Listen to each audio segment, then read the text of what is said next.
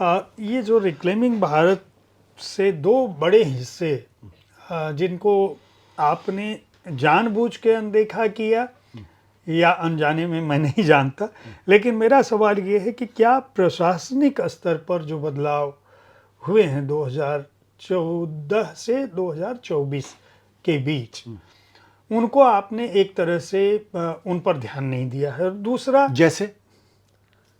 क्या जो अभी केंद्र की सरकार है वो प्रशासनिक स्तर पे जो फैसले कर रही है, या जो इंफ्रास्ट्रक्चर के स्तर पर जो देश बदल रहा है, या आर्थिक स्तर पे जो फैसले हो रहे हैं, या जो मध्य वर्ग का उभार है, उसको आपने उस रूप में केवल उसके दरअसल वो मेरी किताब का वो विषय नहीं था, क्योंकि मेरी किताब का विषय ये था कि हिंदुत्व की विचारधारा के आईने में 2024 के चुनाव को देखा जाए। जब हम नरेंद्र मोदी की सरकार का जिक्र, जैसे हिंदू राष्ट्र में इस बात का जिक्र काफी हद तक है कि जब हमने 2014 से लेकर 2019 के जो नरेंद्र मोदी की सरकार है उसका जब हमने आकलन किया, हालांकि वहां भी हिंदुत्व मजबूती के साथ है, वहां मैंने कई चीजों का जिक्र किया जो अब आप दरअसल मुझे प्रोवोक कर रहे हैं कि इसका एक तीसरी किताब भी मैं लेकर, उस पर मैंने विचार के स्तर पर काम करना शुरू कर दिया है, जिससे बहुत सारे ऐसे मुद्दे प्रशासनिक स्तर पर मुझे लगता है कि जो काम ये गवर्नर के माध्यम से कर रहे हैं, जो गवर्नर जिस तरीके से बर्ताव कर रहे हैं विपक्ष शासित राज्यों के अंदर, उसका भी एक वैचारिक कारण है और कोई दूसरा कारण नहीं है। उसका एक वैचारिक कारण है, अगर आप वक्त देंगे तो मैं उसको कभी एक्सप्लेन करूंगा। वैचारिक कारण क्या है कि जो दीनदयाल उपाध्याय की जो इंटीग्रल ह्यूमनिज्म का जो उसका जो सिद्धांत है, वो अपने लेख में, अपनी सोच में कहता है कि फेडरलिज्म जो है वो इस देश के लिए खतरनाक है। तो वो आरएसएस बीजेपी कभी फेडरल स्ट्रक्चर चाहती ही नहीं है। अगर मैं दीनदयाल उपाध्याय को मैंने ठीक से पढ़ा है तो वो उसको देश की एकता अखंडता के लिए खतरा मानते हैं, इसलिए वो कभी भी राज्यों को जो है ज्यादा पावरफुल नहीं होने देना चाहते। और इसलिए एक चीज और मैं कहना चाहूंगा कि बीजेपी आरएसएस हमेशा चाहेगी कि केंद्र के अंदर दो सत्ताएं मजबूती के साथ रहें, राज्य में जो क्षेत्रीय पार्टियां हैं वो हमेशा कमजोर रहें। और इसी तरह से जो धार्मिक पक्ष है उसमें क्या बदलाव हुआ? जो धर्म को मानने वाले, नहीं मानने वाले, जो नया वर्ग हुआ जो बहुत तेजी से, जो हर जगह विजिबल है। मैं जब प्रशासन की बात कर रहा था तो ब्यूरोक्रेसी के लेवल पर जो बदलाव हुआ है, उसके कमिटमेंट में जो बदलाव हुआ है,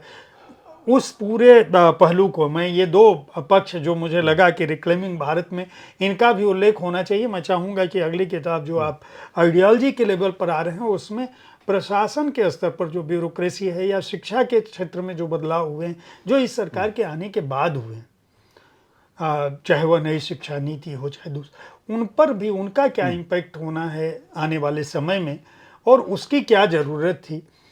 इस पर भी देखिए।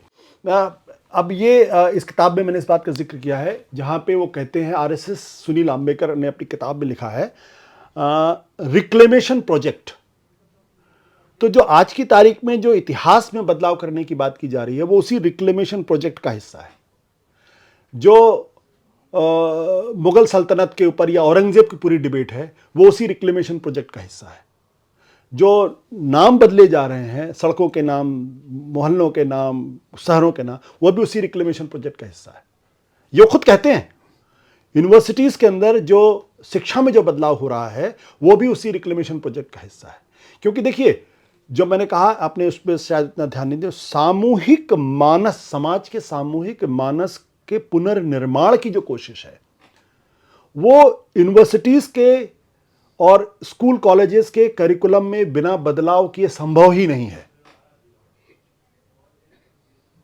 इसलिए आप देखिए, पाकिस्तान के अंदर जो इतिहास पढ़ाया जाता है मुगलों का और भारत में जो मुगलों का इतिहास पढ़ाया जाता है उसमें जमीन आसमान का फर्क है। आज़ादी की लड़ाई जो पाकिस्तान में पढ़ाई जाती है और हिंदुस्तान में जो पढ़ाई जाती है वो बिल्कुल अलग है। हम जिस तरीके से जिन्ना का मूल्यांकन करते हैं और वो जिस तरीके से गांधी का मूल्यांकन करते हैं, तो जमीन आसमान का फर्क है। तो ये भारतीय समाज के सामूहिक मानस के पुनर्निर्माण के लिए जरूरी है कि शिक्षा के तमाम संस्थानों पर, उसके तमाम करिकुलम पर, उसके तमाम पाठ्य पुस्तकों पर कब्जा किया जाए और उसको अपने हिसाब से लिखा जाए और अपने हिसाब से पढ़ाया जाए।